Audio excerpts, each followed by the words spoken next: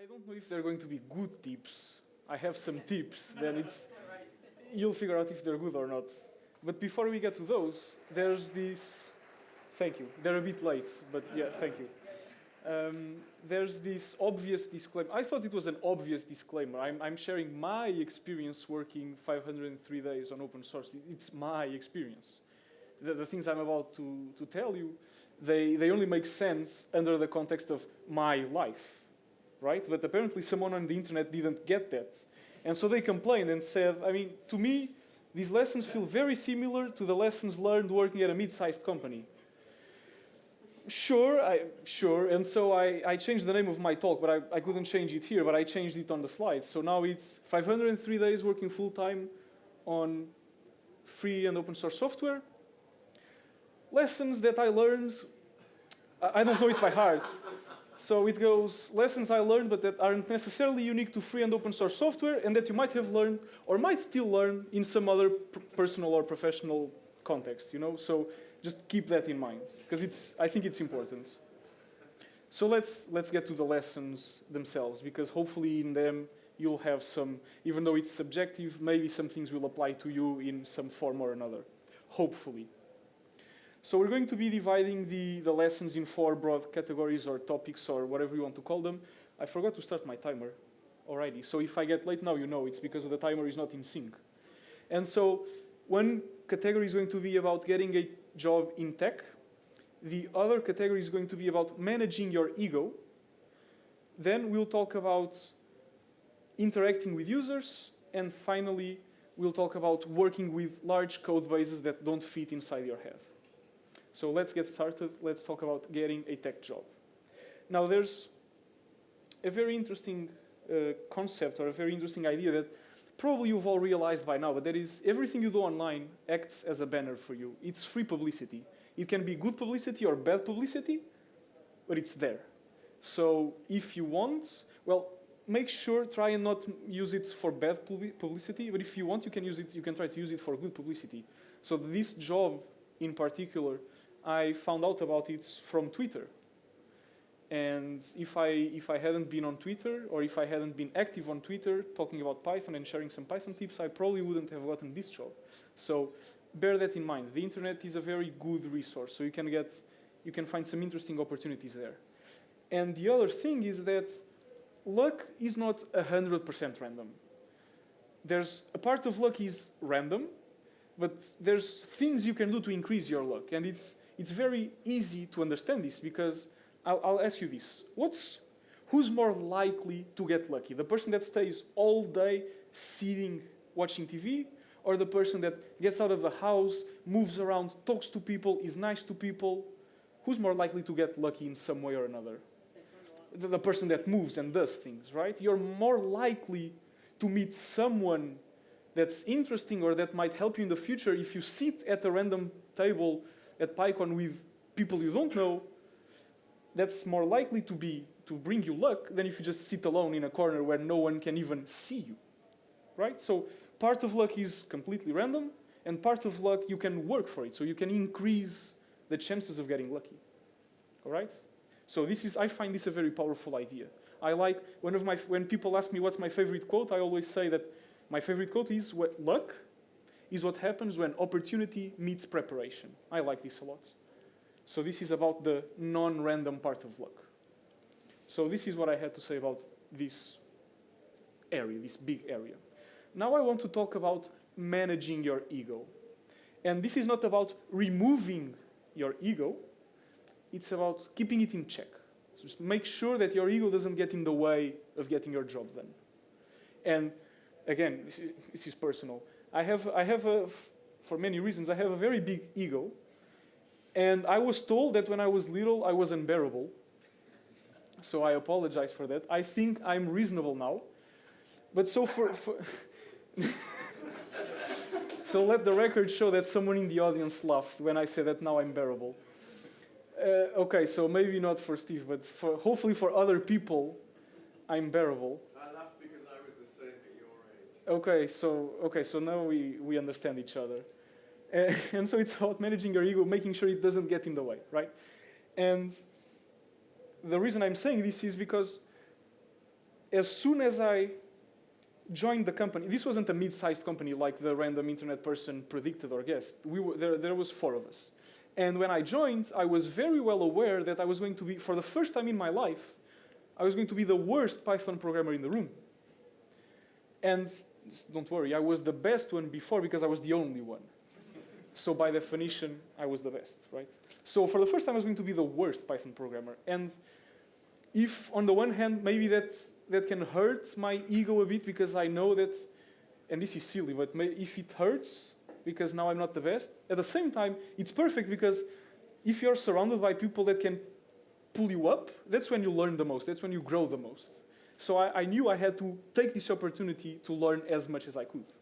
And so one thing I realized I needed to do was to ask all of the questions. If I have a question, I have to ask. These 3 programmers, they're just a message away, and they're working with me, and sadly for them, they have to interact with me, so I'll just use this opportunity.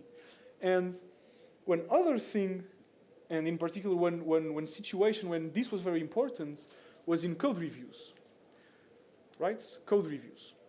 Because if you think about it, in programming, I don't think there's many jobs where this is true. But in programming, it's not only about getting the job done, it's also about how you got the job done. So it's not only whether the code does what it's supposed to do, it's also about the code itself. That's what code reviews are for. It's both to check that the code does what it is supposed to do, and to make sure that it's, I don't know, understandable, readable, maintainable, future-proof, whatever, right? So it's about the code as well. And therefore, when people reviewed my code, when my colleagues reviewed my code, if they said, well, Rodrigo, maybe you want to change this, or maybe you want to change that, I knew I needed to ask, but why? And not in a self-centered or self-assured or very narcissistic kind of way because I know what I did is the best way possible and you don't know what you're talking about. No, in a very honest way. Why? Please teach me because next time I want to be able to do it the right way on the first try. Let's not waste our time.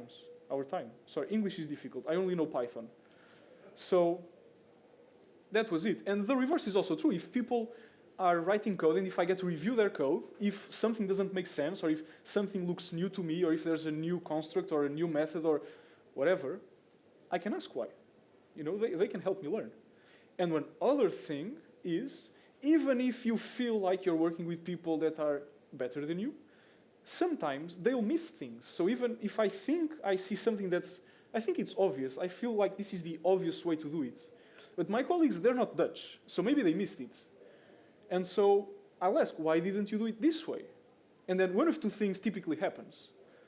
Sometimes they'll say, well, as I was working on this, I spent some time thinking about it, and I realized that this simpler approach might have other repercussions down the way. And so then they justify their choice. And on top of it, now there's a written record of why we didn't go that way. Or, if I get lucky, they just missed it, and then I made a good contribution. So ask all of the questions, all of the time. I think that's a very important thing.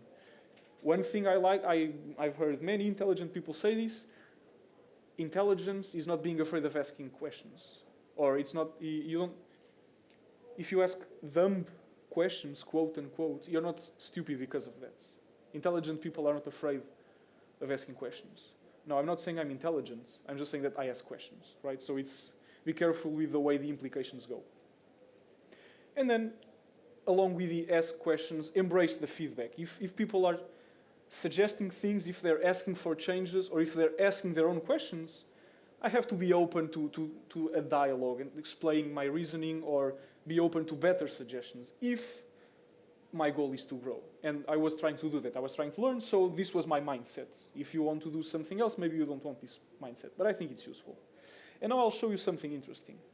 Just let's laugh a bit. So the project I was working on was this textual project. It lets you build these interfaces inside the terminal. So all of these are terminal windows with the calculator and the code, not editor, but the code preview and the table and some things. So I was working on this. And one of my early PRs, one of my early pull requests was greeted with this request changes, this ominous thing that told me I missed something. And you would have hoped that as time went by, I would get better, right? And in here, Will just has one request for me. And a couple of PRs later, now Will has a few requests. And it just keeps getting better. As I do more pull requests and I get more changes requested. And then it just feels like I nailed it, right? Dave approved my changes. But then Will butted in and said, no, we need to work on this.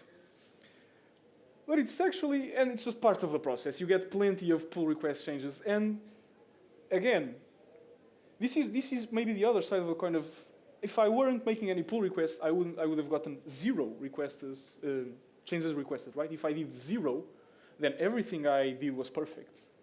If I'm working, obviously I'll be making mistakes.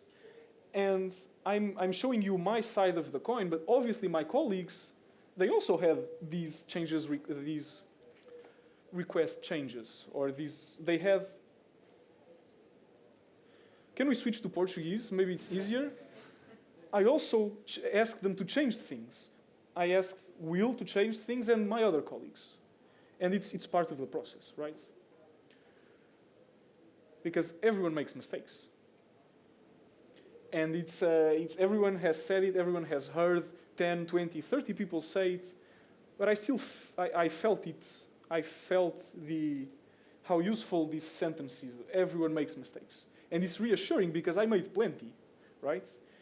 The only thing you need to make sure is that you don't make the same mistake twice. Making the same mistake twice, that's dodgy. But if you keep it to unique mistakes, if you're creative enough to only make different mistakes, then that's good. And I'll show you, I was not brave enough to include the full issue, but this was the worst issue I ever opened in my life. And I'll boil it down. I'm stripping away some context, but it was essentially something like bug report. If you run Python, Python runs. This doesn't look good. If you strip away the context, that's more or less what I said. Literally, I said, if I run Python, Python runs. It was a bit ridiculous. And Dave, I stripped it, but Dave just said, well, if Python runs, don't you expect it to run? And then it struck me, yeah, of course. So let's just pretend that this didn't happen. I mean, it was the low point of my career, I'll tell you that. But it was handled with grace. My colleagues handled it with grace. And this was a bit ridiculous, but thankfully we only wasted 5 minutes of Dave's time. I've made other PRs that wasted a bit more than 5 minutes of my colleagues' time. You thumbed up it. Somewhat? I didn't, sorry, what? Who gave it the thumbs up? Oh, it was Dave, I think. I think Dave gave me the thumbs up. So Dave was all in for the shameful label. Thankfully, we didn't create it. So it was silly. It was a silly blunder, but it wasn't terrible. And I've made a couple of worse blunders, and they were all met with the same grace. And that told me 2 things. So first was I was working with apparently decent human beings, so that was good. And second, no, it was just it, essentially. It helped me understand, so if you make a mistake and people around you are mean to you, maybe you're not in the right place. I don't know. It's going to depend, but likely you're not in the right place. And thankfully, when I made some blunders, people were nice to me. People explained what was wrong and why it was wrong. And that was good, because when others made blunders, probably not as severe as mine, but when others made blunders, I was also nice to them because I understood. I mean, everyone makes mistakes, right? The thing that everyone knows. Now let's talk about the greatest problem of an open source project. Users. How do you interact with users online? How do you interact with people you've never met through text online? Well, I took a bit of time to realize this, but this might be the best tip I have for you. Please create a contributing guide. Please create one. It's going to protect you. It's going to have your back in all sorts of different situations. So if you have an open source project, and if you don't have a contributing guide, create one. It's very useful for others and for yourself as well. And now let's focus on why this was good for me, right? And also, disclaimer, no one will read it at first. But it's still important, because it's the fact that it exists that it's going to be important, that is going to be important. So one thing you can do is to help people contribute and to make everyone's lives easier is give clear instructions to people that want to report bugs. And if you use GitHub, there's this very good feature that you can create issue templates. And so what that means is that when someone clicks new issue, they're greeted with something like this, where they will have as many options as you've provided. And in particular, for example, if we went ahead and created this get started for the bug report, the issue is going to be pre-filled with information, which you should obviously adapt to your own project, and it should include instructions that are useful to the bug reporters. For example, in the textual case, you saw the terminal with the things, right, with the text inputs and the buttons and whatever. So that's running in the terminal. And so for us, when someone opens a bug report, it's often useful to know what's the terminal that people are using, what were the settings. And we gave those instructions, because it's not obvious that you should include that information, we gave those instructions in the bug report. And so that's something that you should do. It's almost free, because you do it once, and then it gets used as many times as people open bugs. So I think that's very important. So help bug reporters help you. And one thing that you might do in your instructions is refer to the contributing guide. All right, so I've advanced 5 slides maybe, and the contributing guide is already being helpful. So you can refer to it, because you can give a more detailed explanation of how you should go about X, Y, Z in that guide. Another thing that I think is very important, and not everyone will agree with me, and I've met people who disagree, and that's fine, my opinion, you should be so kind, it's annoying. In your interactions, you should be ridiculously kind, I think. Just stay kind, be kind at all times. And one thing that helped me, or that helps me go through this process, is when someone interacts in a way that doesn't seem to be kind, I try to create these very weird scenarios in my head that justify their behavior. For example, if someone types in a not so nice way, I'll think, well, maybe they're not native English speakers and maybe they got the words wrong, or something like that. Because sometimes it's actually true, and even if it's not, if you believe in it hard enough, it's going to be fine. If this doesn't work for you, I learned another interesting strategy, which is exponential backoff. So if you do an interaction, this is a proper algorithm in maybe networking or something, I think. You have an interaction that's not so nice, you go away for 5 minutes before replying, you reply. The reply is not so nice, you go away for 10 minutes, you come back. The reply is not so nice, you go away for whatever. And you can obviously use the factor that you prefer. I was doubling the time, maybe you want to go 10 times. So 10 minutes, then 100 minutes, whatever works for you. So exponential backoff apparently works in real life with humans too. That's a tip for you. So that's one thing. Another thing about being so kind it's annoying is I think it's important to give your first reply to an interaction as quickly as possible.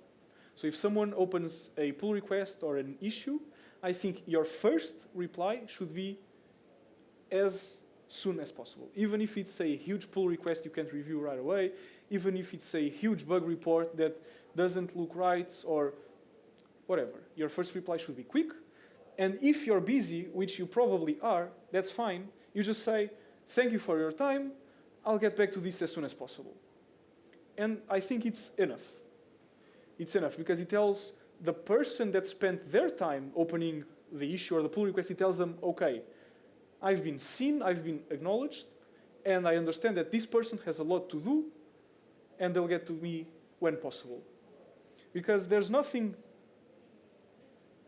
because to me, and again, subjective, to me it upsets me when I open an issue and it goes months without a reply. I'm not saying a resolution, I mean a reply, as in it just fell through the void. And then you see the person being active in that repo, in other repos, and I can't help but feel a little bit hurt. And so this first reply, I think, is very important. Now, when you go about giving your first reply, if you spot something that's already missing, don't put too much work into it. Just refer people to the contributing guide. So again, second time the contributing guide helps us. If there's obvious steps missing, link to it. Or maybe just say, well, thank you, I'm busy now. Please make sure you go through all of the steps in the contributing guide. So just, again, you invested in it once, it just keeps bearing fruit. Very important, I think. And now it's my other way of thinking about this, of giving this first reply quickly, a justification if you don't like the human approach of let's be kind to each other because kindness brings kindness. If that doesn't work with you, let me put it this way. Someone spent their time interacting with your software, with your project, and it's likely that there's something in it for you. You probably stand to gain something. So you don't want to alienate the person that interacted with you. So reply to them. Okay? So if the human approach, if the sensible approach doesn't work for you, then you have a justification now. It's transactional, or you can think of it as being transactional. Now this is my favorite part. Handling external pull requests. I'm not very confrontational. Or if there's another reasonable way to get to the outcome I think is the best one, I will avoid confrontations. Not in a I'll sneak through the back door kind of way. No, just there's typically different ways of handling things, and if I can, I will not fight with someone. Because why would I? I don't know, I don't like it. But sometimes it can be difficult. I've heard insane stories of all sorts of weird interactions. Thankfully, I haven't had many weird interactions, but these things can be difficult. And so, imagine you have someone opens a pull request out of the blue, and they're very enthusiastic, they're, I don't know, implementing a feature they really want there, but maybe the way they designed the feature doesn't really align with what you've done. Well, maybe you can refer to the contributing guide and say, well, as per the contributing guide, we prefer to have issues first so that we can discuss design and then we implement things. So instead of me having to go there, walk up to a random person and say, well, yes, but no, I can just say, look, there's this document that you should have read, and if you don't mind, please refer to it because we will want to talk about what you've done here. And so this helps me because it's something else that's kind of protecting me. Or maybe someone, they've opened the issue, we've discussed things, or there's a bug report, they followed the instructions, and they opened the pull request, but then for some reason, there were hundreds of files with all of the doc strings following exactly the same convention. But they decided their doc string doesn't need to follow the convention, or maybe their code doesn't need a doc string, or, you know, just, again, I think some things are obvious because all of the code looks the same, and their code doesn't. And instead of you having to step up and say, well, I'm sorry for being picky, but in this project, we really only use 5-letter variable names, so could you please change it? Because the other person might perceive that as being picky or annoying or just whatever. You can refer to the contributing guide. Because your contributing guide should have all of these, right? Follow this standard for docstrings. Variable names follow this thing. We name files in this way, right? So I think it's the 4th time the contributing guide saved us. And again, these are just categories of interactions because you might have plenty of different interactions like this. And now, if this was my favorite overall thing, let me tell you about my most favorite thing of external pull requests, which is closing them. I love it. I love it. As someone who doesn't like confrontation, this is perfect. Just go to someone random and say, yes, but no. It's excellent. And so I'll tell you a story. This happened to me, and this story was what made me understand that the contributing guide was very important. So if I had the contributing guide, I wouldn't have this story to share. Essentially, someone opened a pull request spontaneously to improve the documentation. Now, the documentation is written text, and written text tends to be subjective. And the author of the pull request was obviously with their best, I need to say these things because the author is in this room, But the author was obviously with their best intentions wanting to improve the documentation. But I didn't necessarily agree with all of the changes. And so I checked with my team, and they also didn't agree with some of the changes. And so essentially we had to close the pull request because it was going to change the documentation into a style that wasn't ours, it wasn't our preferred style, and we didn't think it was for the best. And so when you have to do this, when you have to close a pull request, one thing that I like to try to do is look for things that are salvageable, look for things that are, even if it's a small bit, look for it, and open a second pull request, add the original author as a co-author, and merge that, so that when you close the pull request, you can say, look, this isn't how we wanted to go about this or whatever. We took these parts that were good, we liked these, we opened this other pull request, you can link to it, and we added you as a co-author. Now, depending on how long you've been doing this and depending on the way your brain is wired, adding the other person as a co-author might sound stupid, silly, extra work. I think it's very important for multiple reasons, but one example is someone very enthusiastic about open source just came from their first PyCon ever. They just came out of PyCon Italia. They attended my talk. They attended Stephanie's talk. They attended Paolo's talk. Open source is awesome. Let's contribute. Everyone's in it to win it. It's good for everyone, and they want to contribute. And then, bam, the pull request is closed. And then there was, a second after, there was another pull request that was uncannily similar that was merged. And they feel like, yeah, well, thanks. Because they feel like their work wasn't acknowledged. And so adding the co-author, I think, is good for the person because they see, okay, I did something. Maybe not everything was useful, but I helped.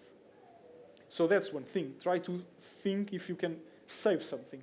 And then to top it all off, so remember I had to close this PR, right? And this was my first time closing because if you're just trying to fix a typo, you just close it. A typo is a small thing. If you have to close it, it's no big deal. But this person had spent some time working on it. And I had to close it. It was my first time closing a non-trivial pull request.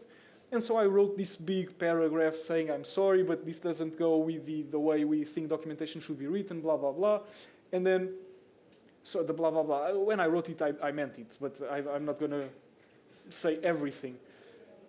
I'm not a native English speaker. And so I tripped on a false friend. I don't know if you've heard this concept, but false friends are words that are very similar. They sound similar in two different languages, but they mean two different things. A very fun one between Portuguese and English is constipated.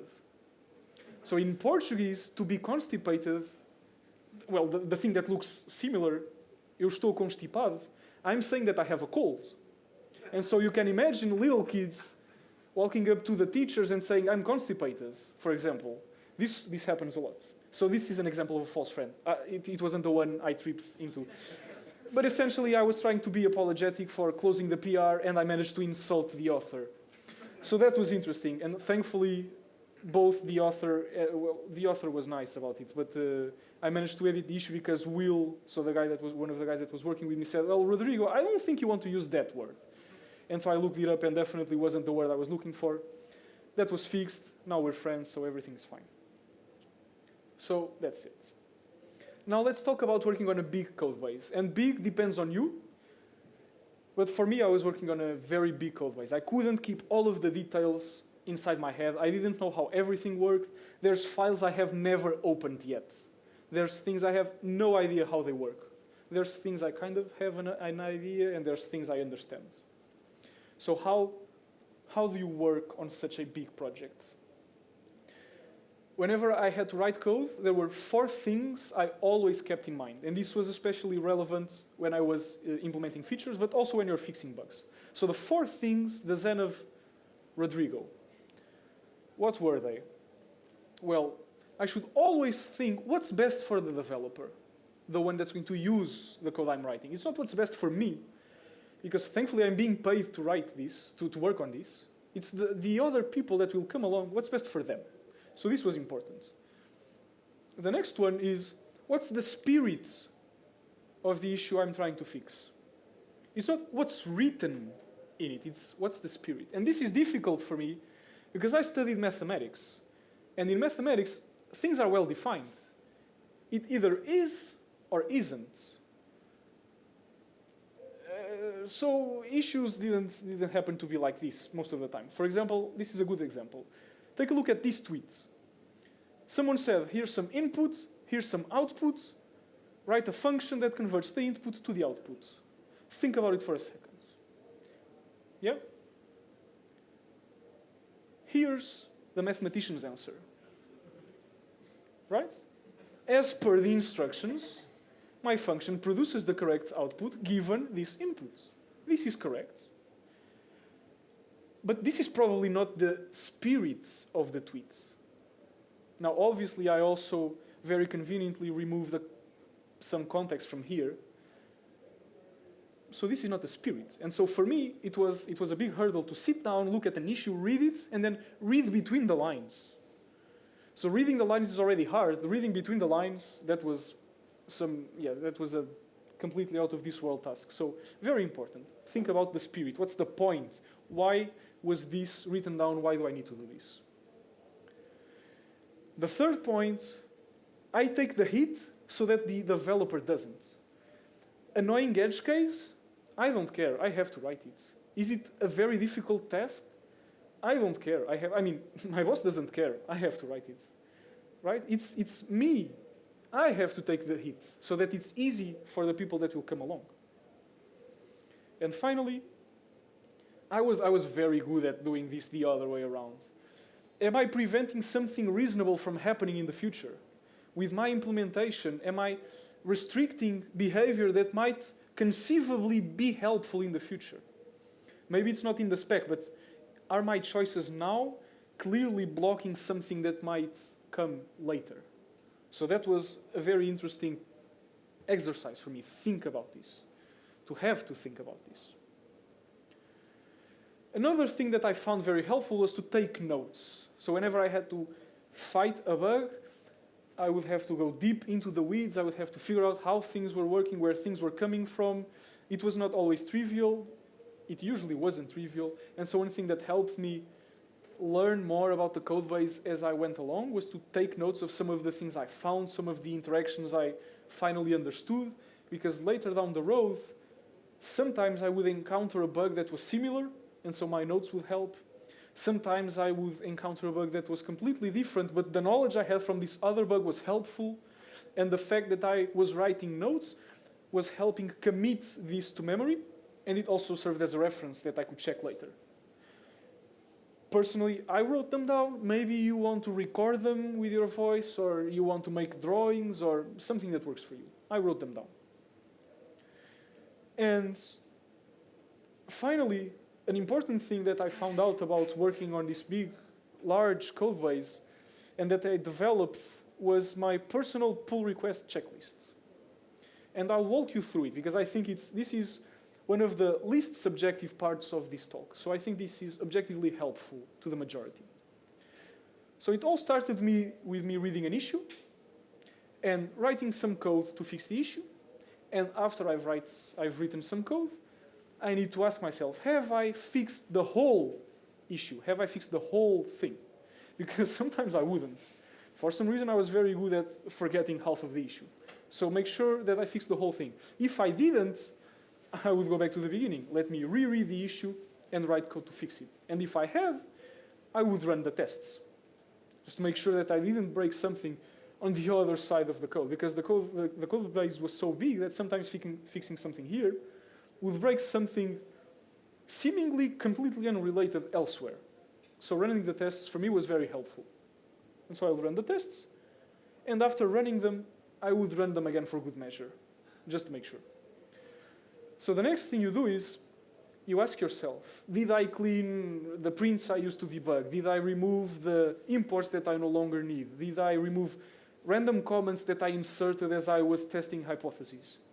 Because if I didn't, which was also fairly common, I would have to remove them and then run the tests. And if I had done that, I would just run the tests again, just to make sure that they were passing. So now the code is supposedly in a good state. What I'll do next is, right before pushing the pull request or pushing my branch to the origin, to the master repo, I would think to myself, I would ask myself, was running the tests the very last thing that I did? And if it looks like I'm being obsessive about the tests, it's because I am, but also because I broke tests in so many weird ways. Fixing typos, how can I break the tests by fixing typos?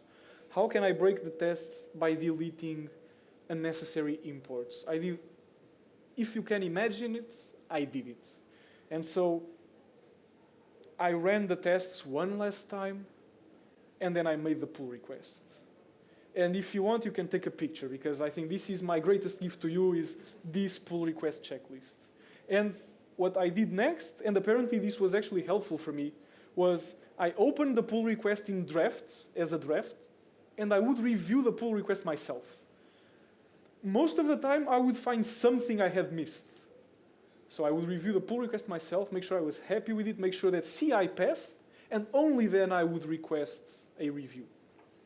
So the idea here was that I was reducing the time that others have to spend going through my code. To put it all together, if we think about the four big areas, the four big topics that we've covered, let's boil it down to four interesting things you can take home with you. So the first one is, remember that everything you do online acts as a banner, so either use that as your advantage or make sure that's not a disadvantage.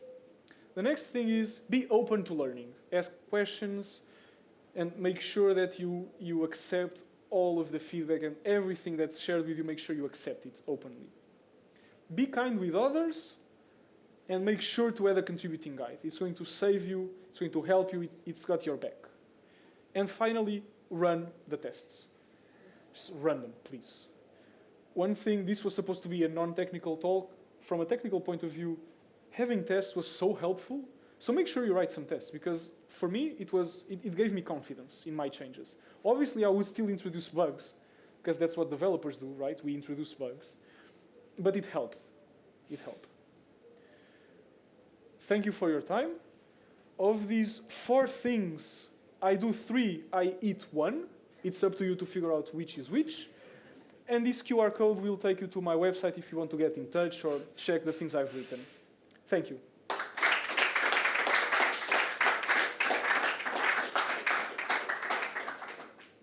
Thank you very much, Rodrigo. We learn a lot, and we wish that we apply as well these Hopefully, lessons. yes. So one of your main point was to ask questions. So Yes. we have some questions for you. Excellent. First of all, a quick question. Do you have template or known one to create contribution guide from scratch? I don't have a preferred template. What I would suggest is open a couple of your favorite projects, take a look at their contributing guides, and steal the best parts. Borrow the best parts. Yes.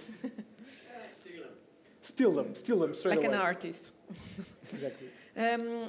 About documentation also, how often do you happen that you need to update the reference guide due to stress, in quotes, with users on pull request or issue? I'm not sure I understood the question. So, please, is the question in the room? Okay, I can give you if you want to expand.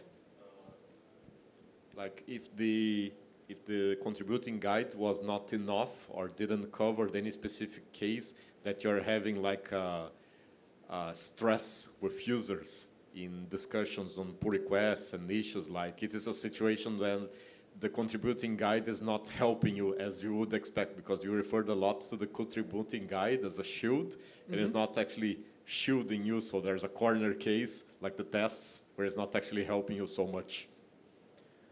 Do you end up updating the contributing guide just to cover that corner case, or what do you do? I don't, off the top of my head, I don't remember any specific situations like that. What I tend to do in life is, if it's a one-off, I'll just do it myself. The second time it shows up, it's worth jotting it down for others. So maybe I would use this rule of thumb to go about handling those situations. Yeah. There was also a question about UX, just asking if this was from the room as well, or I'm going to ask you. So any tips regarding, oh, sorry? I think it was Vinicius as well. Ah, okay, yeah, please go ahead. You can see if you get the question first, but let's see if I stress you out. No, I'm already stressed out, what do you mean? Yes. No, any tips regarding user experience, UXE? The company does dog fooding sessions, or how to ensure the users having a great UXE experience, right. UX experience? The best way to ensure that the user has a great user experience is to either not have any users or don't ask what they think. But because we couldn't do either of that, we did have weeks where we would dog feed ourselves. I think that's the expression you used, right? We would just play around with the framework, see if we could build something out of it. It helped a bit, but asking the users is always the best thing, because even if you're dog feeding yourself, you were the one building it. So you probably know your way around it, and sometimes you don't understand that something is a quirk, because to you it feels natural. Yeah, but we did do some dog feeding, yeah. Thank you. A question, what's your approach? Is it a benefit if free open source software project as a BDFL, so benevolent dictator for life, or if so, why? So how strict perhaps have to be the rules to be followed, or who takes the decisions? I'm if not it's good needed with, or not? I'm not good with philosophical questions. Okay. So I'll avoid the question by saying Yeah. something else that I think is interesting, which Please is... reframe it as you wish. Exactly. So let's ignore the question and let's pretend that I was asked something similar but different. Just because you have an open source project, it doesn't mean you want to handle the burden of having contributors or handling all of those interactions. So it's fair game. I think it's fair game to say, this is here for anyone to use. I'm not interested in new features. Or I'm only interested in security bug reports. I think that's fair game. And so I think this is the answer to my made-up question in my head. If it's your project, you can go about it. You can be as, if you're always kind, I think you can be as authoritarian as you want. I mean, if you don't want the feature, you don't want the feature. And if your contributing guide says, please open an issue first, then if the person opens an issue, suggests a feature, and you don't want it, you can say, well, thank you, but I'm not interested in it. And if it's open source, maybe the person can fork it and implement it themselves. I mean, why not? It's your project. If you want to shape it the way you want to, it's your right to do so. Yeah, thank you. Do I agree? Keeping the focus on the clarity and the kindness, as you mentioned, also in different points. Yeah. Okay, I don't know if there is a very last question here from the room live. Here, oh wow, free. So let's go with the free. You can choose one because they are quite... I can't do that. Otherwise, I'll be in... No, please. Let's go just from in order. Okay, mine's going to be super quick. Did you not run tests on the pull request? Is that why you had to run them locally before creating the pull request? What, sorry? Did you not run tests on the pull request? Because you mentioned that you had to run tests multiple times before opening the pull request. Yes, I did run tests locally. Yeah. But I don't want... GitHub Actions is much slower than my computer, so I just run them locally before spending... unless I want to stall. If I want to stall, yeah. Hi. You probably don't remember it, but just in case, have you ever heard of egoless programming? It was something that became popular in the 1970s, and that was where I learned that it's about the code, it's not about you. Oh, so you said egoless. Egoless, yeah. Do a search for egoless programming. It was a thing 50 years ago. Okay, thank you. I think good things came up to the surface again. Yeah. Yes, very last questions? Thank you. You've been saying you, and I don't know whether you meant you singular or you plural, because I'm wondering how this scales when you're addressing, for example, a team or a company of 1,000 people, and how they might implement all of these ideas and principles? Yes. So, there were 4 of us. I don't know how this scales. I'm sorry. You give it a go and then you let me know. I don't know. There's some things scale well. Being kind scales well, I think, right? Or no? Don't you think? I don't know. It's difficult to teach one person to be kind, but teaching 1,000? It's hard. Right. Let's be a force for kindness. I love to end this session like that. Okay, a big round of applause for Rodrigo. Thank you.